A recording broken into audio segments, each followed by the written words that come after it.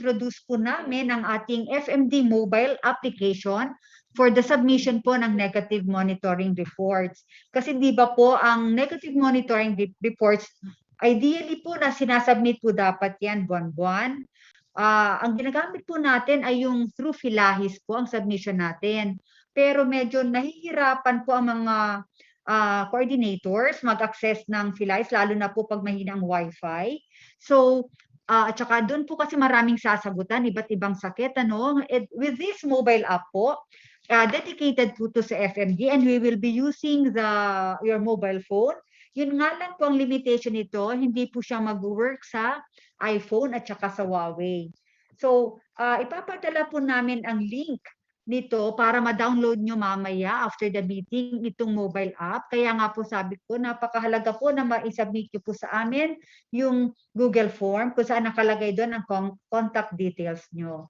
Okay. Then, diniscuss ko na po lengthily, in-introduce ko itong FMD risk-based surveillance. Diniscuss ko po yung result sa General Santos, sa Region 7, Region 12, kung saan po nagkaroon tayo ng pilot study.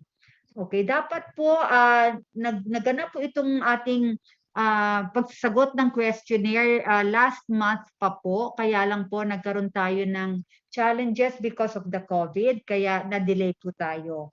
And then present ko po yung sample submission ng lahat ng regions nationwide. So ngayon po, we shall discuss po yung ating risk-based surveillance. Okay, to review po, sa ngayon po, bawat province and island province are required to submit 30 and 90 blood samples respectively twice a year. Pero po, pag nag-shift na po tayo dito sa ating risk-based surveillance by 2022, yung mga provinces po na may medium to high FMD risk level na lang ang required to submit samples for FMD test. So, ano po ba ang advantages nitong bago nating sistema? Unang-una po, it is cost-effective. Makakatipid po tayo sa manpower at lalong-lalo na po sa ating laboratory diagnostic test kits na napakamahal at pati din po sa ating collection paraphernalia. And then, dahil po yung mga high-risk areas ang ating kukunan, so more robust po itong ating sistema. So, we will have greater confidence sa ating FMD free status. Okay. So, para po natin maisagawa itong risk assessment ng bawat probinsya, unang-una, we have to identify the risk factors kung paano po ulit tayo magkakaroon ng FMD at paano mag-i-spread ito kung sakaling meron na tayo. So, through review of literature at consultation po with experts, naka-identify po tayo ng 12 na risk factors. Ang unang-una po ay ang animal movement and trading patterns. Okay, dito po, ika-classify po natin whether it is within the locality, inter-province, importation from outside the region, which includes both local and international, at saka po auction markets. And then for number 2 po, we have the livestock production system. So para po sa baboy, according to BAI, ang backyard has less than 10 heads of animals at ang commercial naman for small scale, less than 100, for medium scale, 100 to 300, at large scale has more than 300. Para naman po sa ruminants, according to the Philippine Statistics Authority, ang commercial could be any of the following: at least 21 heads of adult and 0 young, 41 heads of young adult, or 10 heads of adult and 22 heads of young. Pag hindi po kabilang dito, then ang classification po niyan ay backyard. So for number 3, we have the feeds and feeding practice. So for swine, we have either concentrates or swill. And then for ruminants, pwede din may concentrates and roughage and silage. For our feeding practice, for swine, either swill feeding, dry or wet feeding. At for ruminants naman po, pwedeng grazing or free range or cut and carry. Then we have the knowledge of veterinarian. Alamin po natin ang kaalaman ng mga vets about FMD. Then number 5 is biosecurity. Ika-classify po natin either, whether very good, fair, or kaya poor. And then we have disease notification and response capability. Dito po aalamin natin kung ang sa inyong lugar po ay nino-notify ba ang field unit nyo tuwing may mga problema or mga suspect cases sa mga farms. At ang kayo naman po, ang field unit, gaano naman po kayo kabilis nagre-responde tuwing may natatanggap kayong mga reports sa mga problema. At saka yung laboratory po, meron po ba, yung laboratory po sa region nyo, meron po ba? At kung meron, ano naman po ang mga, ano-anong mga test ang kaya nitong gawin? Okay, for number 7, we have the pig population density. This is classified as low pag may average of 100 pigs per square kilometer. Medium pag 101 to 400 pigs per square kilometer. At high pag may more than 400 pigs per square kilometer. Then, meron din tayong risk factor na distance ng mga farms from each other. Classify natin whether less than 2 kilometers, 2 kilometers, or more than 2 kilometers. Then, yung lapit po or closeness ng mga ruminant to hog farms. Then number 10, importation of live pigs. Hindi lang po live pigs, pati po ruminants, meat and meat products, at saka genetic materials. Okay? So, from an FMD-free country po ba nanggaling yan? Or sa hindi FMD-free country? And then for number 11, the presence of all ports. This include both local and international seaports and airports. And lastly po, yung foreign visitors natin. I-consider po natin dito yung panahon na wala pa tayong COVID pandemic. So, sino-sino po bang mga foreign visitors natin na nagpupunta sa ating mga lugar? Saan bansa po ba sila nanggaling? Okay? Then, nung nailatag na po natin ang risk factors, nag-consult po kami ng isang risk assessment expert para mag-assign po siya ng level of risk sa bawat factor. So, the risk factor can have a low level of risk or 1 point, medium level of risk or 2 points, at high level of risk or 3 points. So, bukod po sa scores na binigay ng expert natin, nag-consult din po kami sa mga swine experts dito sa ating mostly private practitioners po para magbigay din sila ng sarili nilang scores doon sa mga risk factors, and this will serve po as multiplier sa mga scores na makukuha namin sa questionnaire na sasagutan ninyo. Then, lahat translate po namin yung mga risk factors na yan into questionnaire. So, 2 expert opinion survey questionnaires po ang ginawa natin. Ang isa po ay para sa mga LGU veterinarians at ang isa naman po ay para sa DA, Regional Field Office Regulatory Division Chief and Regional Veterinary of Quarantine Office Chief. Next. So, yung answers po na sa survey form ninyo, lahat po yun, i-compute namin ang level of risk ng bawat risk factor using this formula. Then, i-add up po namin para makuha namin ang weighted mean.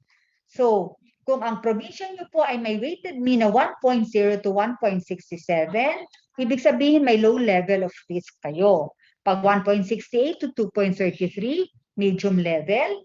At pag 2.34 to 3, high level. So, lahat po ng mga probinsya na may 1.68 hanggang 3 na weighted mean ay kailangan pa rin pong mag-submit ng samples para sa FMD testing.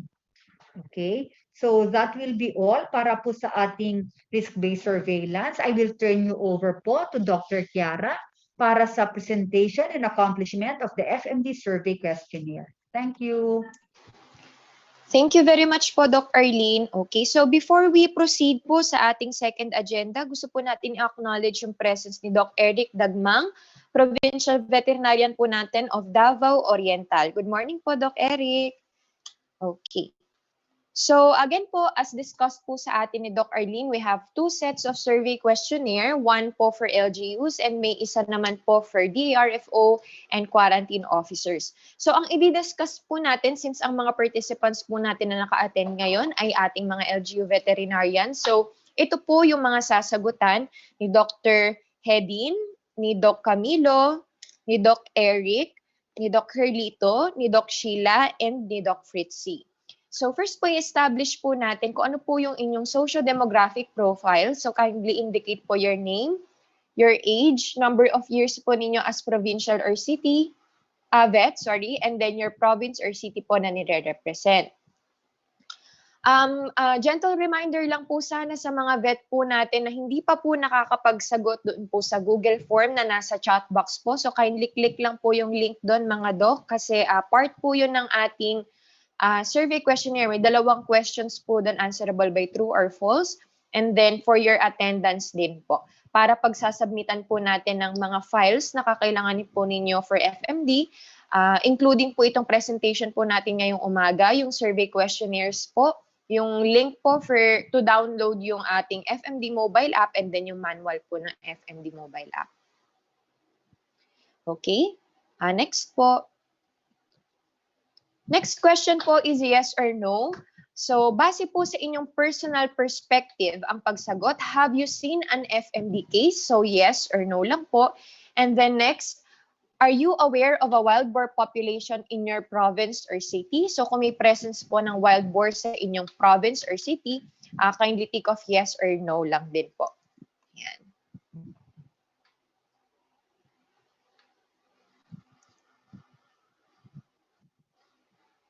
Yes po, apa. Okay po, yes po. Yes, sir, apo, yung presence lang po. No need to give us the figures po or yung estimated population ng wild boar. Yes po. Kung may presence lang po.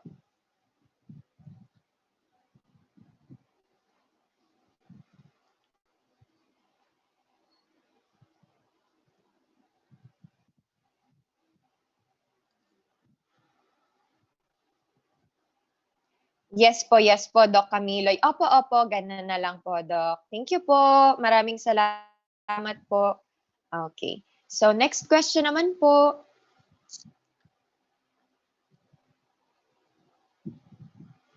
Okay. So, ito naman po ay tick as applicable po tayo mga doc. No, hindi po kailangan malimit po sa isang species. So, ang unang question po natin, and what is the dominant livestock in your province or city? Is it pigs? For swine, is it and or sheep? For small ruminants, is it cattle and or carabao? For large ruminants, or lahat po yan dominante? So, i-take off lang nyo po ninyo kung ano po yung dominant na livestock animals sa inyo pong province or city. So, next question naman po, base po sa diniscuss po sa atin ni Doc Arlene basis kanina ng pagka-categorize ng production system, paano po ninyo i-characterize yung production system sa inyo pong province or city based po dun sa species na na-mention po natin, yung swine, small, and large ruminants. Ano po ang mas dominant na production system for swine? Is it backyard po ba or is it commercial? Ganun din po for ruminants, no? Backyard or commercial po. So again po, ang gusto po nating malaman po dito kung ano po yung majority ng production system po sa inyo. So for instance po na tingin po ninyo ay equal lang po yung dami ng mga backyard and commercial farm. So pwede po ninyong i-tick off yung backyard and commercial for swine kung tingin po ninyo ay equal po sila. No? Pero again po, i-emphasize po natin na kung ano po yung mas dominant na production system po sana yung isasagot po natin. Next. So in terms of biosecurity naman po, we know po na we have 3 elements po sa biosecurity. No? We have yung segregation, yung separation between sick and healthy animals, and then kung may bago pong arrive na animals, kung naka-quarantine po sila. So in terms of segregation, and then we have yung cleaning, and then we have po yung disinfection. So dun po sa 3 elements ng biosecurity po na yun, paano po ninyo i-describe po yung production system po na sinagot po ninyo na mas dominant kanina, Paano niyo po i-describe yung biosecurity? Is it very good? Is it good? Is it fair? Or is it poor? So again po, ang pagbabasihan po natin ay kung ano po yung mas dominant na production system po na sinagot po ninyo sa question po kanina. So again po, reminder lang po sana na i-consider po natin yung tatlong elements po of biosecurity kung gaano po natin napapractice yon sa mga respective backyard or commercial farms. So example po for swine, ang sinagot po ninyo kanina ay commercial. Yun po ang mas dominant. Paano po ninyo i-describe yung biosecurity system sa commercial swine farm sa inyo pong lugar? So is it very good, good, fair, or poor? For example naman po, dalawa po yung sinagot po ninyo, no, both backyard and commercial.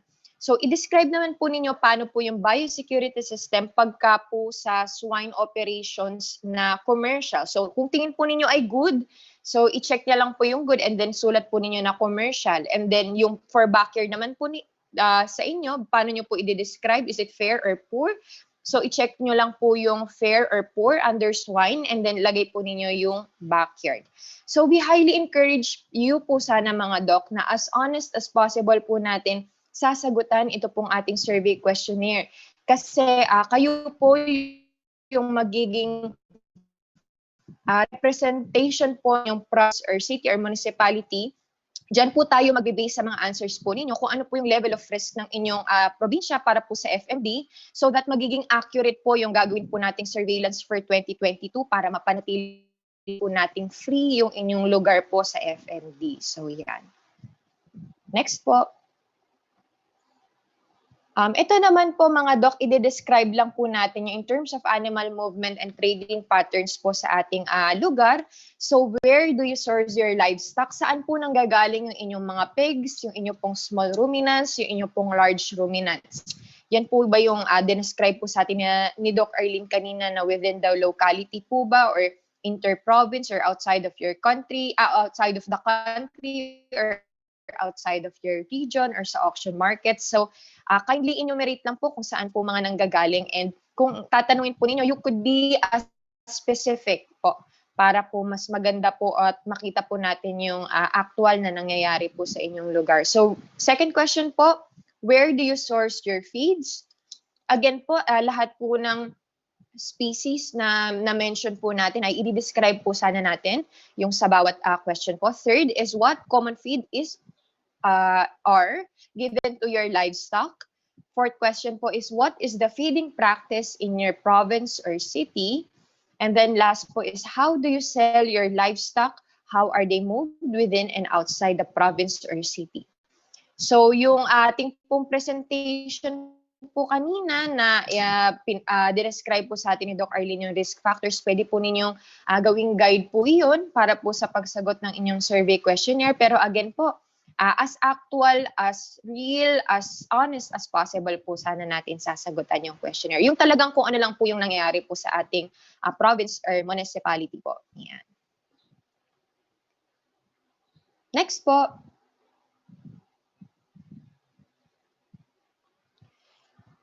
So in terms of disease notification naman po, will your office be notified if there are any unusual animal health problems? So kung may mga potential disease outbreaks po ba, nare-reportan po ba yung ating office? So yes or no? And then ang follow-up question po natin, kung nano-notify po ang inyong office, sino po ang nagno-notify sa inyo?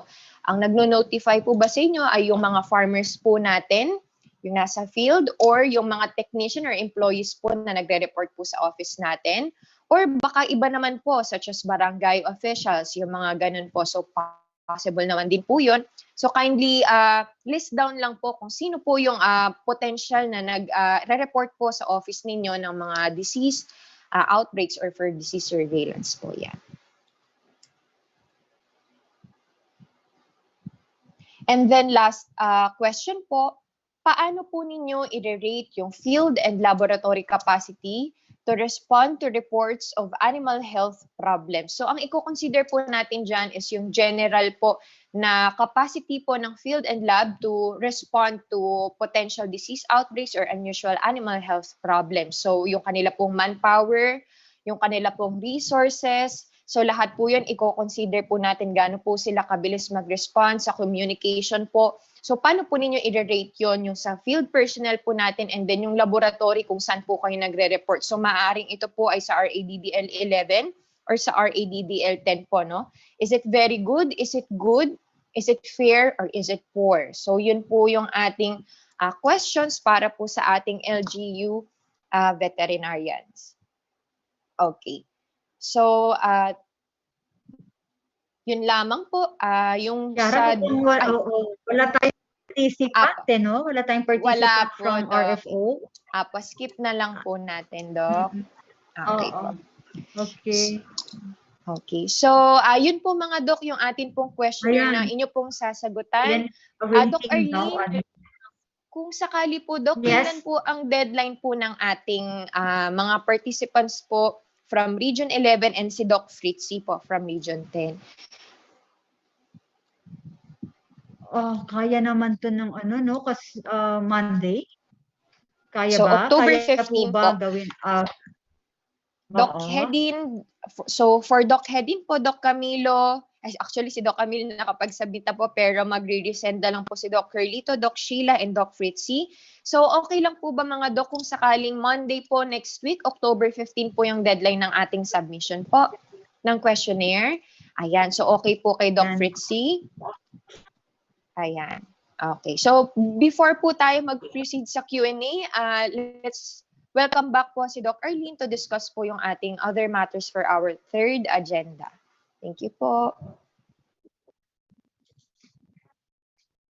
Yeah, thanks again. Thanks again, Kiara. So, ang i-discuss ko lang naman po ay ang ating serum sample submission. So, for Region 11, unfortunately, wala pong nakapag-submit kahit isa. Pero for the benefit po nila now, yung Region 10 po, yung region mo, perfect po. Lahat ng provinces ay nakapag-submit ng samples. Okay, so pero for this region po, Region 11, yun, wala pa pong nakakasubmit di isa. Opo. So sana po kung mahahabol pa po natin na makapag-submit by by October or early November para po kasi kailangan po yung data natin na yan para sa ating renewal ng application for our OIE FMD free status. So with that, open na po ang floor kung meron po kayong mga issues, concerns, or what questions, pwedeng nyo na pong i-raise. So, Kara. Okay po. Thank you po, Doc Arlene. Sige po. So, unahin po natin si Doc Fritzy from Region 10, Provincial Vet Office of Lanao del Norte. Doc Fritzy, baka po may gusto po kayong i-clarify tungkol po sa ating survey questionnaire.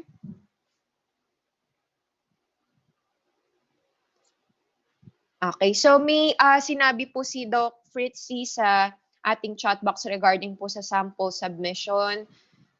So dahil po sa pandemic restrictions, PVOs in Region 10 do the sampling, then we send it to DA Regulatory. Okay. Thank you very much po, Doc Fritzy. Then wala na pong questions po for survey questionnaire. Maraming salamat po, Doc Fritzy. From the Provincial Veterinary Office naman po of Davao de Oro, from Region 11, Doc Hedin Senabre, baka po may gusto po tayong i-clarify regarding po sa ating FMD surveillance or sa questionnaire po.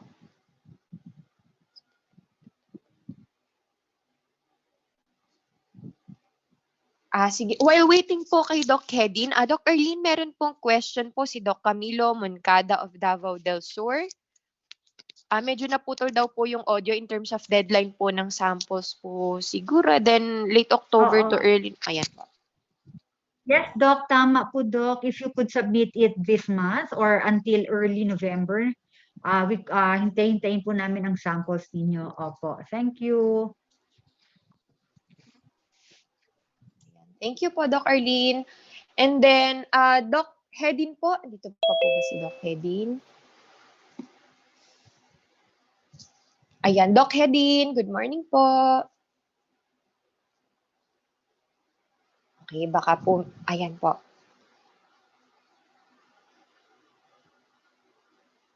Ayan, nagko-connect na po.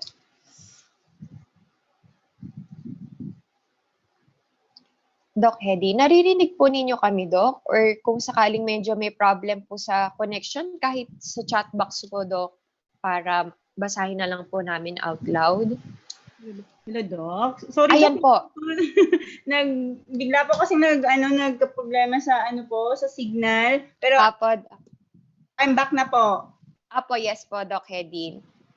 Yes, Doc, baka po may gusto tayong i-clarify, Doc, regarding po sa ating FMD surveillance or dun po sa ating mismong questionnaire, Doc Hedy, for Davao de Oro po.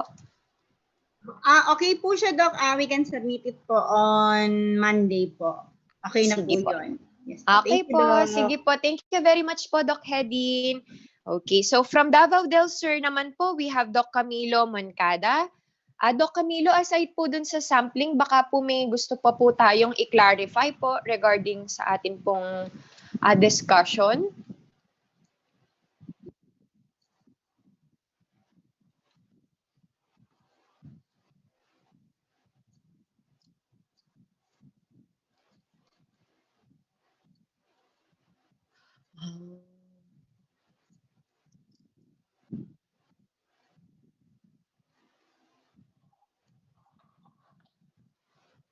Application. Sige. Okay po, sige po.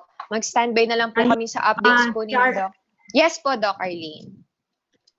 Yeah, opo. Alam, yung nga naging problema namin po that time, may mga bugs pa po yung ating app. But then, according po sa aming IT dito, nakipag-coordinate na siya sa developer at naayos na daw. So, pwede po paki-reinstall, kumbaga, delete nyo po, uninstall nyo po yung dati, then mag-install po kayo ng panibago. Ano po? Then let us know po kung may problema pa rin kayo para masabihan ulit namin yung developer. Kasi so far, sabi naman ng IT namin, okay na daw po. But then, we will never know po hanggang ma-test po ng ating mga, mga coordinator. So, I urge you po, sana po matest po natin after the meeting. Please try to download the app para po malaman natin. At saka po, if it's working na kasi po, you may use it na po, this app, sa pag-submit ng inyong negative monitoring reports for this year. Thank you po.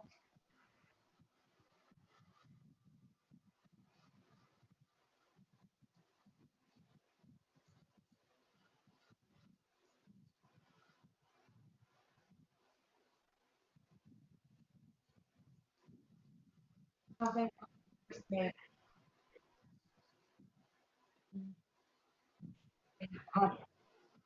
Opo, sige nga, Doc. Then if hindi pa rin, let us know please para masabihan po namin yung developer, Doc, ha? Thank you. Maraming salamat po, Doc Arlene, Doc Camilo. Thank you very much po. Pagpatuloy po natin from Davao del Sur po, we have from Municipal Agricultural Office, Kiblawan, Dr. Herlito Pascual. Doc, baka po may gusto po tayong i-clarify. Okay po, Doc. Copy po. Okay na po si Doc Herlito. Chat box. Okay, so I guess okay na po si Doc Herlito. From Mausulop naman po, Davao del Sur din po. No more po. Okay, so okay na din po sila. From the Provincial Veterinary Office naman po of Davao Oriental, Doc Eric, good morning po.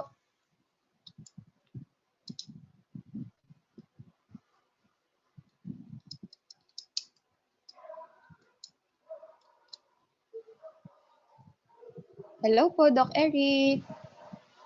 Baka may gusto po tayong i-clarify po. Okay na po. Sige po. Thank you po, Doc Eric. And then, okay na rin po si Doc Fritzy. So, Doc Arlene, yun na po yung ating participants po for this morning. A gentle reminder lang po sana, Doc, kay Doc Eric, meron po tayong Google form po na nasa chat box. Makikisuyo po sana, Doc, na pa-answer po yung ating Google form. So, yung link po ay nasa chat box again. For your attendance po, Doc, and then may dalawang question po na part po ng ating survey questionnaire. Thank you po, Doc Eric. Doc Arlene, salamat po. Yeah, request ko lang po lahat ng participants, yung may mga video po, pwede po paki-turn on ang video para po sa ating picture taking before we end this meeting.